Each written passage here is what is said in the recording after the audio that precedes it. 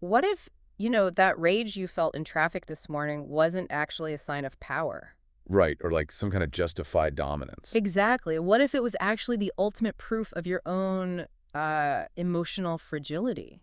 which is a wild thing to think about. It really is. I mean, we usually think of anger as this forceful outward projection, like you're in charge. Yeah, you're the one dominating the situation. But today, we are taking a deep dive into a psychological map that suggests your anger, your pride, even your tendency to snap at minor inconveniences is actually just a shield. A very desperate improvised shield. Right, designed to protect this really deep sense of shame and vulnerability.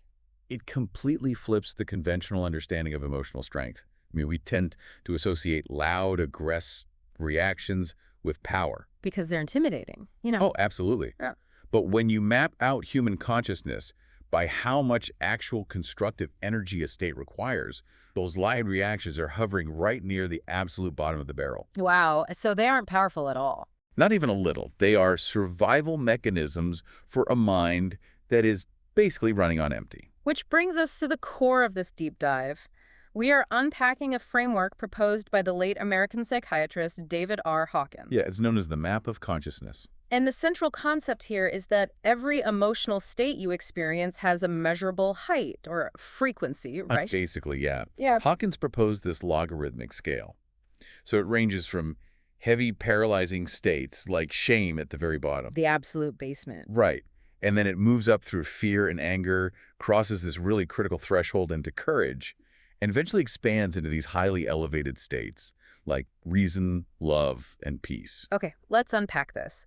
Because we really need to establish exactly how we are using this material today. That's a good point, yeah. We are not looking at Hawkins' map as some infallible, peer-reviewed scientific law. No, definitely not. Later on, we are going to dive deep into the origins of this map, and frankly, we're going to pull apart the pseudoscience behind how he claimed to actually measure these levels. Which is quite a story in itself. It is. But despite those questionable origins, the map itself functions as an incredibly effective conceptual flashlight.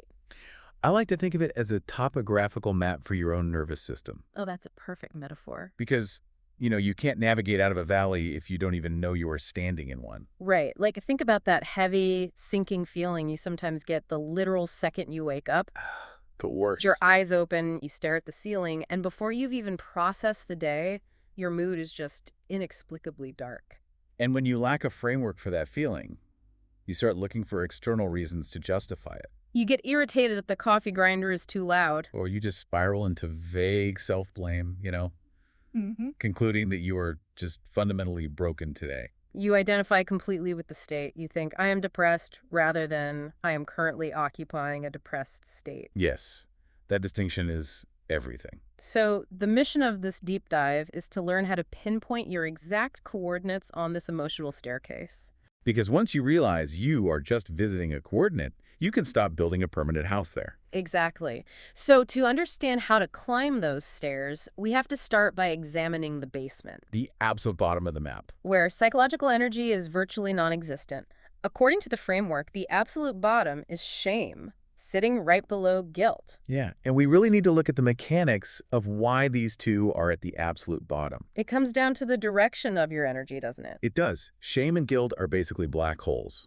They direct every single ounce of your cognitive bandwidth entirely inward. So there's zero outward-facing energy left to engage with the actual world. Exactly. Which is why the physical manifestation of shame is literal paralysis. Like a psychological black hole. The gravity is just so dense that no light or action can escape it. That's spot on. And if we look at the neurology behind that paralysis, it tracks perfectly with the map. Really? How so? Well, when you experience profound shame, your nervous system often drops into what's known as a dorsal vagal shutdown. A shutdown, like a computer crashing. Essentially, yeah, it's a primitive survival response. Mm-hmm. Your heart rate variability plummets. Your posture physically collapses because, you are trying to make yourself smaller. Wow, just biologically trying to disappear. Right. And your brain effectively cuts off access to the prefrontal cortex, the area responsible for complex problem solving. You are experiencing a systemic draining of your life force. I mean, I can relate to that viscerally. I remember this one time early in my career, I made a massive, highly visible mistake on a live broadcast. Oh, no, that's terrifying. It was awful. And the feeling wasn't just, oh, I made an error. The feeling was, I am a fundamental fraud and I need to disappear from the earth. That is classic shame. I didn't want to fix the problem. I didn't want to call my producer. I literally went back to my apartment, lay on the floor, and stared at the baseboards for 4 hours. Just completely immobilized. My engine was completely flooded. I couldn't move. Well, that distinction you just made is really vital. Mm. Guilt is the internal rumination loop of, I did something bad. Right. But shame is worse. Shame is the internalized identity of, I am bad. But both states trap you in the past, endlessly replaying the tape. Because 100% of your processing power is focused on self-flagellation? Exactly. So taking any constructive action in the present moment is biologically and psychologically impossible. But, I mean, pure paralysis isn't sustainable for human survival, right? No, you just waste away. So eventually the brain has to protect itself from that crushing weight. It has to generate some kind of movement. And that explains the transition to the next cluster on the map. Right. We move up from the basement and hit apathy, grief, fear, and then surprisingly, anger and pride. Which is where this map really starts to challenge our everyday assumptions. Because moving from shame to anger is technically an upward trajectory on this map, which sounds totally counterintuitive. It really does, because when you see someone screaming at a flight attendant or aggressively dominating a boardroom, they seem completely out of control. It feels like a negative regression, Yeah. like they're losing it, not an upward movement. So why is anger considered a higher state than shame?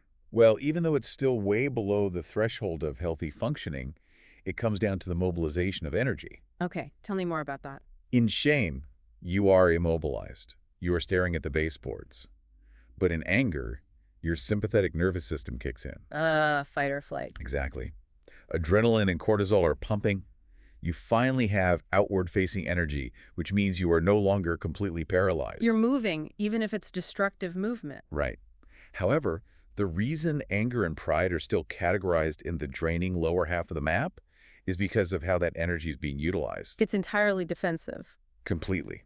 Anger attempts to overpower a perceived threat, and pride builds this rigid wall of superiority just to avoid being questioned. So it's all about protection. Yes, because underlying both of those reactions is a profound sense of lack. I mean, you don't need to scream to dominate a room if you feel genuinely secure in your authority. That makes so much sense. And you don't need to stubbornly refuse all feedback, which is the absolute hallmark of pride, unless your ego is so fragile that admitting a single mistake would shatter your entire sense of self. Wait, if anger is just a shield for fear, does that mean every time someone snaps at you at work, they're actually just terrified? Well, not every snap is sheer terror, but anger is fundamentally a protective reaction to a perceived threat. So it always stems from a place of deficit, not strength. Exactly, that reframes so many daily interactions. It really does. If we go back to the traffic example, that the person riding my bumper and laying on the horn isn't doing it because they're some powerful master of the universe. Definitely not. They're doing it because their internal state is incredibly chaotic. They probably feel a total lack of control over their schedule or their life. And the minor delay you're causing them is threatening to push them all the way back down into apathy or shame. So the anger is just a life preserver. A life preserver, made of lead, perhaps, but a life preserver nonetheless. Wow. When you view pride and anger through this lens, they really stop being intimidating. They just start looking like distress signals. That's the perfect way to look at it. They are distress signals. So that means we need to change how we respond to our own anger, right? Like, if my tendency is to get incredibly defensive and prideful when my work is criticized, the goal isn't to just suppress the anger and pretend I'm fine. No, because that just pushes the energy back inward, which risks a drop straight back into shame. So what's the move? The required move is to look behind the shield. The next time you feel that rigid pride locking your jaw or that hot anger rising in your chest, you use the map to locate yourself. You acknowledge it. Right. You say, I am operating from a defensive posture right now. What vulnerability am I actually trying to protect? You isolate the fear underneath the anger. Exactly. Because if you can name the fear, like, I'm angry at my coworker's feedback because I'm terrified my project is actually failing you, you no longer need the shield. You can finally address the actual problem. And that willingness to confront the underlying fear. That is the exact mechanism that pushes you across the most important boundary on Hawkins' entire map. The threshold of 200. Yes. This is the fulcrum upon which the entire map of consciousness balances. Hawkins labeled level 200 as courage. Let's break down why 200 is the massive dividing line here. Because everything below 200, shame, guilt, apathy, fear, anger, pride, is categorized as draining. Right, those states extract life force from you.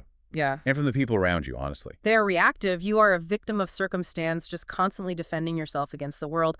But at 200, the polarity flips entirely. The energy becomes constructive, it becomes self-sustaining, the locus of control shifts from external to internal. So you are no longer just reacting to the world. You are choosing how to engage with it. Exactly. I have to say, when I first encountered this, the word courage really threw me off. How so? Well, in our culture, courage is highly romanticized. We picture a firefighter running into a burning building or some whistleblower taking down a corrupt corporation. Right, the hero narrative. Yeah, but the sources are incredibly specific about demystifying this concept. Courage, in the context of this map, is highly mundane. It's ruthlessly practical. It has to be mundane to be useful, honestly. If we define courage as the absolute absence of fear or as some heroic lack of self-preservation, it becomes completely unattainable for daily life. Which doesn't help anyone on a random Tuesday. Right, so the map defines courage simply as the willingness to take action in the presence of fear. So if you aren't terrified, you aren't actually using courage. Precisely. Here's where it gets really interesting. Courage isn't jumping out of an airplane. Sometimes courage is just opening a new browser tab when you are terrified of looking at your bank account balance. That is a perfect example. Or it's feeling this heavy, sickening dread about a conflict with your partner. And instead of stonewalling them, which would be a defensive pride response below 200, you force yourself to say, hey, we need to talk about this. And in that moment, the physiological fear response is still fully active. Your heart is probably racing, your palms might be sweating. You still feel awful. Oh, completely. But instead of letting the amygdala dictate a freeze or fight response, you engage the prefrontal cortex. You override the instinct to hide. Wow. Every time you take a small action, despite the fear, you are essentially myelinating new neural pathways. You are training your brain. Right. You're teaching your brain that fear is a signal to pay attention, not a mandate to just shut down. That is incredibly liberating. You don't have to wait to feel brave to act bravely. The fear is literally the prerequisite for the courage. It really is. So once you force yourself across that 200 line with that kind of everyday browser tab opening courage, what actually happens? You've broken out of the basement. You've dropped the shield of anger. What does the emotional landscape look like as we move into the expansive levels? Well, once you establish momentum through courage, the emotional landscape completely opens up. The subsequent steps are all about creating cognitive space. Okay, cognitive space. Yeah. The levels immediately following courage are neutrality and acceptance. I have to admit, I found neutrality to be a really challenging concept to grasp initially. It trips a lot of people up. Because on the surface, neutrality sounds a lot like apathy. It sounds like you just don't care about anything, which feels like a huge regression back to the bottom of the map. The distinction is vital, though. Apathy is the belief that nothing matters because you are powerless to affect change. Right. But neutrality is the realization that you don't have to violently react to everything that happens. Oh, I see. When you operate in the lower levels, your worldview is highly polarized. Everything is either a direct threat to your survival or the ultimate salvation. Right. If you get cut off in traffic, it's a personal insult to your dignity. If your boss sends a terse email, it means you're definitely getting fired today. Exactly. You're riding a roller coaster. Neutrality is the ability to observe a situation and just say, well, that's one way to look at it. You unhook your ego from the outcome. Yes, you stop investing massive amounts of psychological energy into fighting reality just because it doesn't align with your immediate preferences. It's like overcoming the sunk cost fallacy of emotional investment. If a project I've worked on for a month gets canceled, the lower level reaction is to scream about the injustice, to resent management, to let it ruin my entire week. Which drains all your energy. Right. But neutrality allows me to say, okay, the project is canceled. That is a fact. My anger will not uncancel it. Therefore, I will not waste my energy fighting the fact. And that leads directly into acceptance, which again is often misinterpreted. People think it means passive resignation, right? Exactly. They think it means rolling over and letting people walk all over you. Like, oh, my car broke down. I guess I'll just accept my terrible fate. Which would just be apathy again. Right. True acceptance on this map is an active, grounded acknowledgement of reality without denial. So what does that look like?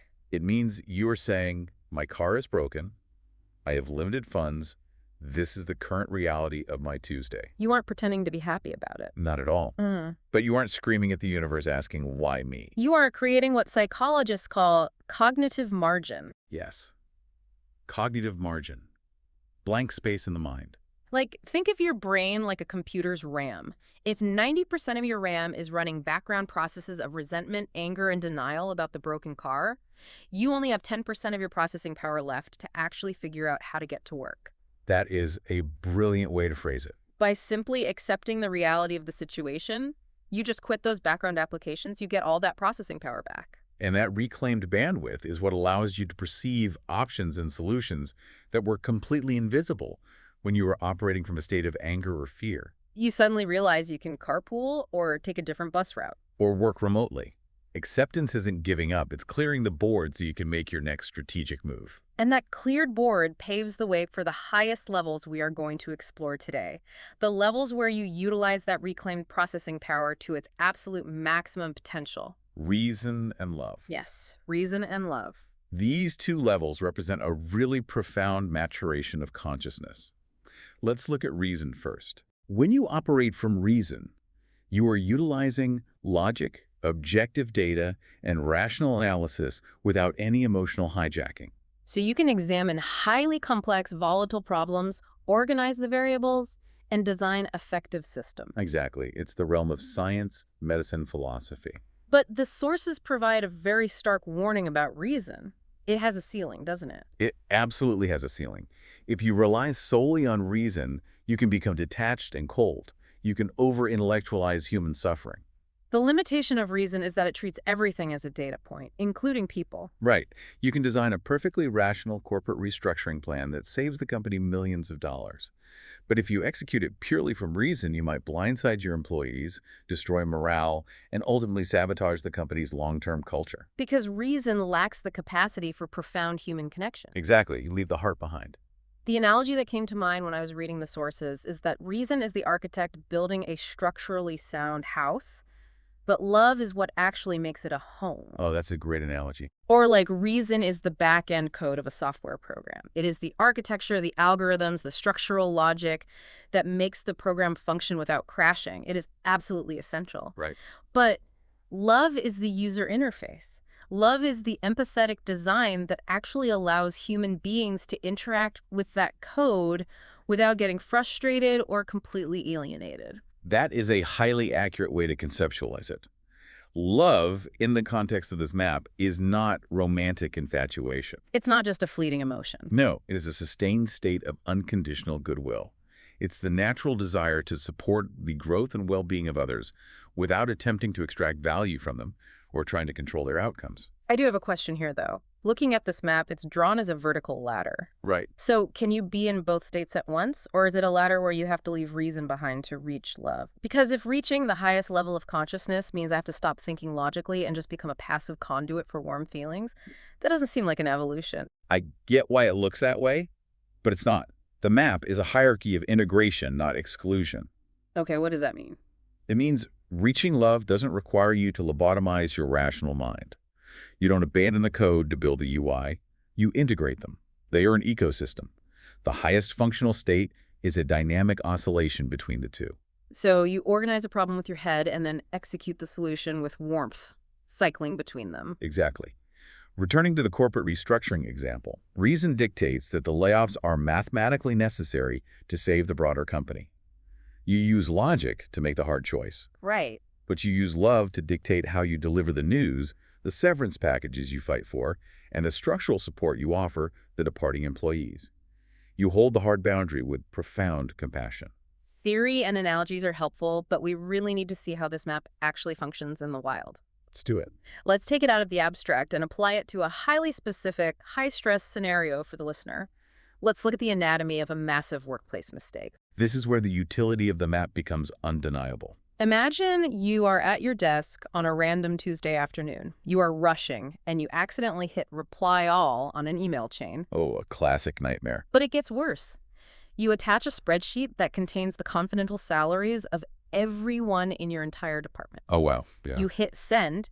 2 seconds later, you realize what you've just done. Okay, let's track the emotional cascade in slow motion. Yes, walk me through it. The moment the realization hits, your stomach drops. The physiological response is instant. You plummet straight down to the basement. Shame. I can never show my face in this office again. Exactly. Yeah. I'm an absolute idiot. I am fundamentally incompetent. I should just pack up my desk right now and sneak out the back door. But the brain can't tolerate the paralysis of shame for very long. It seeks some kind of narrative structure, so you move up slightly to guilt. The rumination loop begins. Why didn't I double-check the attachment? I've ruined the trust of the entire team. I have caused absolute chaos for the HR department. And then the cortisol spikes and you enter fear. Am I going to be fired for cause? Can I be sued for this? How am I going to pay my mortgage if I lose this job? And finally, to protect against the overwhelming vulnerability of that fear, the ego deploys the shield. You spike into anger. Well, if the IT department hadn't updated the email client interface without telling us, the reply all button wouldn't have been so easy to hit. This company's protocols are stupid anyway. We just mapped a progression from shame to guilt to fear to anger. And in reality, that entire sequence probably took less than 60 seconds. Everyone listening has experienced that rapid-fire internal rotation during a crisis. But analyzing it this way reveals something really profound. It reveals the observing ego. If you can occupy 4 entirely different all-consuming emotional states regarding the exact same event in the span of a single minute, it proves a vital point. What's that? You are not your emotions. Emotion is the weather. You are the sky. Oh, I love that. The emotion is the weather. You are the sky. Right. The rapid fluctuation demonstrates that these states are just temporary biochemical and psychological responses passing through you. If the emotion can change minute to minute, it cannot be your fundamental identity. You are the observer of the map, not a fixed point upon it. Precisely. And differentiating between a temporary state and a permanent trait is the ultimate superpower here. Because if you lack the map, you lack awareness. You fuse with whatever emotion you happen to be experiencing. Which is dangerous. Extremely. Because if you fuse with the anger, you immediately fire off a defensive follow-up email blaming the IT department, which makes you look completely unprofessional and unaccountable. But if you possess the map, you create a split second of cognitive distance. So what does this all mean? How does the outcome change? Well, you pause and locate yourself. You recognize, I'm currently experiencing massive fear, and my instinct is to use anger to deflect it. Just naming the coordinate diffuses its power. You can then consciously choose to operate from a higher level. Exactly. You can choose courage. And courage doesn't mean you aren't terrified of getting fired. It means you feel the terror, you walk into your manager's office immediately, you own the mistake without caveats, and you present a plan for damage control. Or you access reason. You analytically trace the flawed system that allowed a single click to expose confidential data, and you propose a 2-step verification protocol for external attachments going forward. And if you can access love, you recognize that your colleagues are going to feel incredibly awkward and stressed by the data leak, so you prioritize comforting them and apologizing for the breach of trust rather than just worrying about your own reputation. The accidental email remains exactly the same, but the trajectory of your career and the impact you have on the people around you is entirely determined by which level of the map you consciously choose to react from. That level of conscious selection is incredibly empowering. But, introducing the concept of choice also introduces a pretty significant psychological hazard. The perfectionism trap. Yes. When we map out levels of consciousness and label things like reason and love as the top, it is remarkably easy for high-achieving individuals to weaponize the map against themselves. I see this all the time. The moment I read about the higher levels, a part of my brain immediately decided, okay, new rule. From this day forward, I only operate in love and reason. I will be a perpetually enlightened, unbothered, highly evolved human being at all times. I like with that. Right. And the corollary to that is if I snap at my partner because I'm stressed, or I get resentful about a chore, I have failed the map. I am a spiritual failure. Well, you can relax, because the source material firmly and explicitly rejects that interpretation. We have to thoroughly dismantle this myth of static enlightenment. So we aren't supposed to just live at the top. No. The goal of this framework is not to climb to the top of the stairs and permanently bolt your feet to the floorboards. operating perpetually at the highest frequencies of consciousness is biologically and psychologically impossible for a human being embedded in modern society. Because our nervous systems are designed to be dynamic. Exactly. The sources emphasize that your emotional state is highly contextual and fluid. So you might spend the morning at the office operating brilliantly in reason, analyzing complex spreadsheets, leading a strategic meeting. You are at the top of your game. But on your lunch break, you receive a text message from a family member about an unresolved, deeply entrenched personal conflict. And boom! Your nervous system instantly drops you into fear or guilt. And then you go home, you play with your dog or work on a hobby, and you experience an hour of pure, unadulterated joy. You have traversed the entire map in a 12-hour period. The fluidity is a feature of the human operating system, not a bug. The objective is self-awareness without self-judgment. The map is a tool for navigation, not a scorecard for your moral worth. Which brings up a very practical challenge, though. What's that? It's easy to be non-judgmental when you're bouncing between reason and joy. But how do we handle the days when the fluidity strands us in the basement? Oh, that's a great point. Let's talk about the reality of a low day. You wake up, the map clearly indicates you are buried in apathy or shame, and you quite literally cannot summon the energy to engage with the world. We've all been there. No amount of cognitive reframing or browser tab courage is going to work. What do? The texts are remarkably compassionate regarding these states. They explicitly warn against the dangers of forced positivity. Forced positivity, like just smile and push through it. Exactly. If your nervous system is in a state of profound dorsal vagal shutdown, if you are drowning in apathy, attempting to force yourself to feel joy or love creates massive cognitive dissonance. It's like trying to redline an engine that has no oil. You will only exhaust yourself further and deepen the sense of failure. I do want to push back on this a little bit, though. Go ahead. I struggle with this idea of just accepting a low state, especially given the culture we live in. We exist in this hyper-optimized hustle culture environment that constantly tells us to push through the pain. Biohack your way out of sadness. Right. Outwork your depression. If I wake up in the basement and say, well, I guess I'm staying in bed today, it feels entirely indistinguishable from giving up. How do we differentiate between the healthy acceptance of a low state and simply wallowing in it? That is the razor's edge, isn't it? And it comes down to the quality and direction of your attention. Okay, unpack that. Wallowing is characterized by cognitive looping. When you wallow, you feed the physical sensation of sadness with an endless supply of narrative. The stories we tell ourselves. Exactly. You lie in bed and you actively construct stories about why everything is awful, why you are uniquely flawed, and why the future is completely hopeless. You are literally pouring concrete over your feet in the basement. You are manufacturing secondary suffering. Like the primary suffering is the physiological heaviness. But the secondary suffering is the story, I am in bed because I am a failure and everyone is disappointed in me. Exactly. Healthy acceptance, on the other hand, is a practice of somatic experiencing. The source material uses the metaphor of a wave. Acknowledging, I am here today, removes the friction. By recognizing that low states are temporary waves that rise and fall, you remove that secondary layer of suffering. You stop being angry at yourself for being sad. Yes.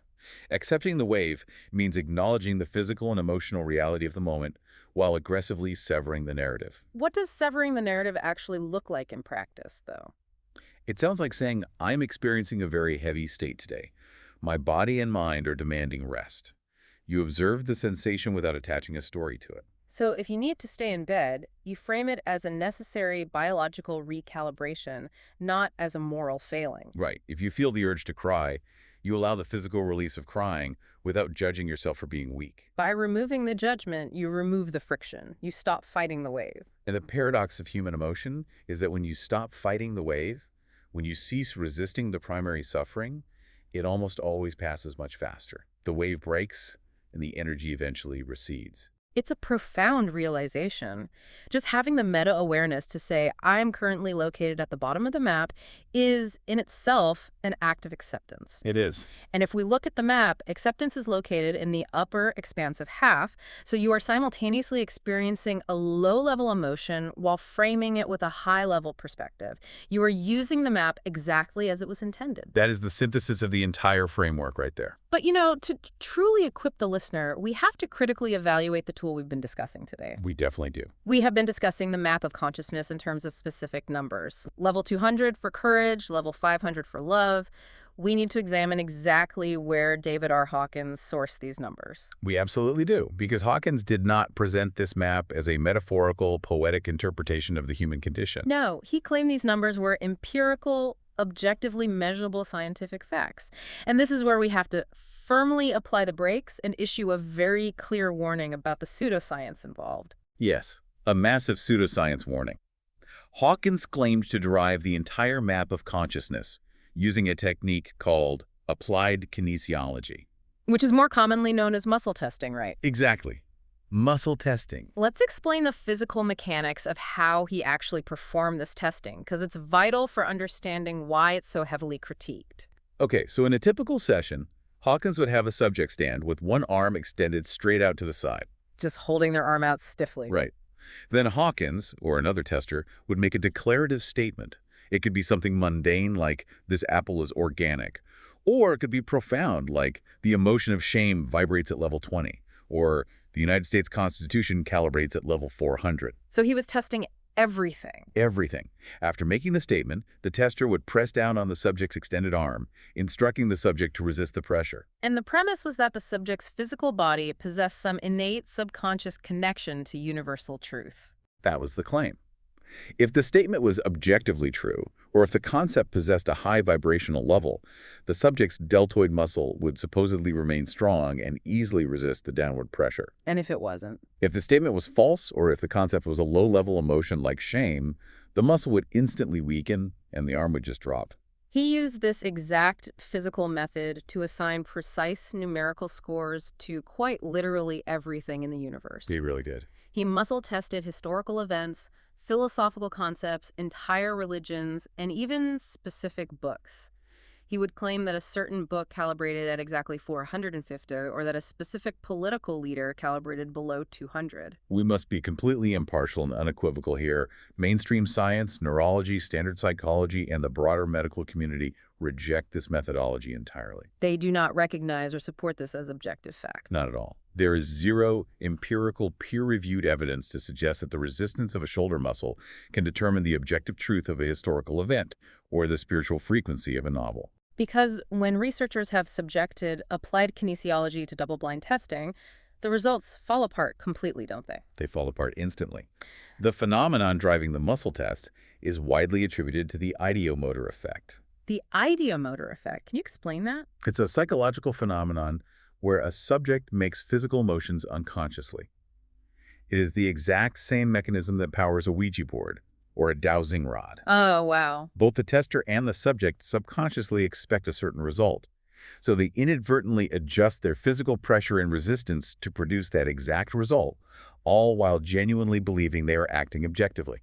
So if Hawkins strongly believed a certain book was highly enlightened, his subconscious would apply slightly less pressure to the arm would stay strong, and he would take that as objective validation of the book's high level. Yes, it is a closed-loop system of confirmation bias, masked as scientific measurement. Understanding this context is crucial because treating this map as a literal empirical diagnostic tool isn't just scientifically inaccurate, it's psychologically dangerous. It really is.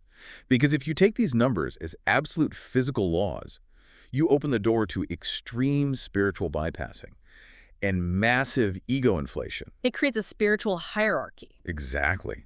If an individual begins to view life as a video game, where the goal is to amass a higher score than their peers, the map becomes a weapon. If you walk into your office thinking, I have muscle tested myself and I am operating at a level 500 while all my coworkers are level 200 peasants caught in their ego, you have completely missed the point of the exercise. You haven't reached level reason. You have just disguised your pride and arrogance in spiritual clothing. You've built a penthouse suite on top of a really shaky foundation. I mean, you could see how this methodology could easily be utilized in highly manipulative cult-like ways. Oh, very easily. A leader could just muscle test an idea, declare it objectively true because the arm stayed strong, and dismiss any critical questioning as low-level consciousness. Which is the exact antithesis of reason. This is why we must decouple the profound psychological utility of the map from the deeply flawed methodology used to create its specific numbering system. We return to the topographical map metaphor. The map is not the territory. A map is just a two-dimensional drawing. It isn't actually made of dirt and trees. Right. But just because the map isn't physically real doesn't mean it isn't incredibly useful for finding your way out of the woods. The map of consciousness is a brilliant psychological parable. It is a framework for structuring our understanding of emotional maturation. And when we strip away the muscle-testing pseudoscience, we find that the core insights of Hawkins' framework are not actually new at all. No, they're deeply resonant with ancient wisdom traditions. The source material specifically highlights the profound parallels between this map and Eastern philosophy, particularly Buddhism. I'm always fascinated when modern Western psychological frameworks, even those with eccentric origins, end up echoing concepts that have been foundational to human thought for thousands of years. Let's explore how this maps onto Buddhist principles. Well, the foundational architecture of both systems is remarkably similar.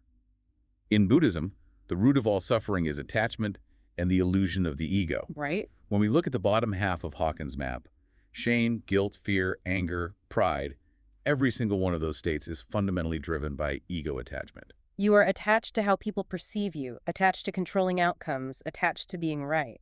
And the transition out of suffering requires severing that attachment, which completely mirrors the transition across the 200 threshold into neutrality and acceptance. Oh, that makes so much sense.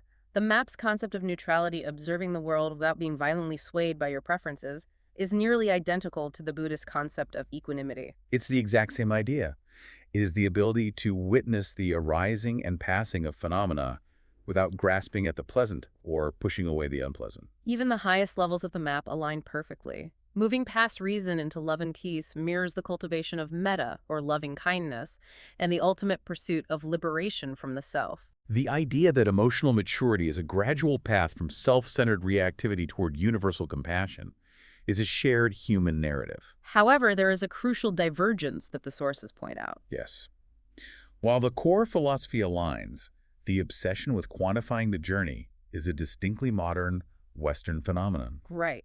Traditional Buddhism offers frameworks, like the Noble Eightfold Path, but it certainly doesn't assign arbitrary numerical values to states of enlightenment. You won't find ancient Tibetan texts arguing whether compassion is a level 500 or a level 540. No, absolutely not. The desire to put a precise number on peace, to weigh and measure enlightenment, reflects a very Western, almost capitalist urge to quantify and rank the unquantifiable. The 700 to 1,000 scale is purely Hawkins' invention. The numbers are an artifact of the culture that produced the map, not an objective reality of the universe. So true. So as we synthesize everything we've covered in this deep dive, the actionable takeaway here is one of discerning application. We take the remarkably useful framework, and we leave the rigid dogma and the pseudoscience behind. Exactly. You don't need to believe in the validity of applied kinesiology to recognize the profound truth that shame drains your energy and traps you in paralysis. And you don't need a muscle test to realize that courage requires the presence of fear, or that letting go of the need to be right reclaims your cognitive bandwidth. We've completely reframed our internal landscape today. We really have. We've learned that emotions possess height. We understand why inward-facing emotions like guilt flood the engine, and why the defensive shields of anger and pride, while providing temporary movement, ultimately leave us exhausted and disconnected. We isolated the magic of the 200 threshold. The realization that taking a single, small action while terrified is the exact mechanism that shifts you from a victim of circumstance to an active participant in your life. We explored the incredible relief of neutrality and acceptance, learning how to stop fighting reality so we can utilize our full processing power. And we discovered the dynamic ecosystem of reason and love, realizing that logic without empathy is cold, but integrating the two allows us to navigate complex problems with profound humanity. But the most vital realization of all is that you are the observer of the map, not a point upon it. Your emotional state is a fluid, contextual reaction. The goal isn't to eradicate negative emotions or chase a permanent state of bliss. The goal is to cultivate the meta-awareness, to identify where you are standing, so you can stop judging yourself and start making conscious, deliberate choices about where to step next. So the next time you wake up staring at the ceiling, feeling that familiar heavy weight in your chest, you don't have to spiral into self-blame. You don't have to identify as a broken person. You just pull out the map. You can simply say, I recognize this coordinate. I am currently experiencing a low-level state. Just naming the coordinate diffuses the tension. It is the first necessary step to moving forward. Which leads us to a final thought for you to consider long after we wrap up today. I'm all ears. We have established that your emotions are just temporary stops on a map, not who you fundamentally are. But humans are creatures of habit. Right. We walk the same neurological pathways repeatedly until they become default highways. So if you were to look at your daily reactions, your default responses to a stressful email, a traffic jam, or a disagreement, what emotional destination are you unknowingly buying a ticket to every single morning? Are you defaulting to the basement? Are you relying on the shield of anger? And now that you have the map in your hands, where will you choose to travel tomorrow?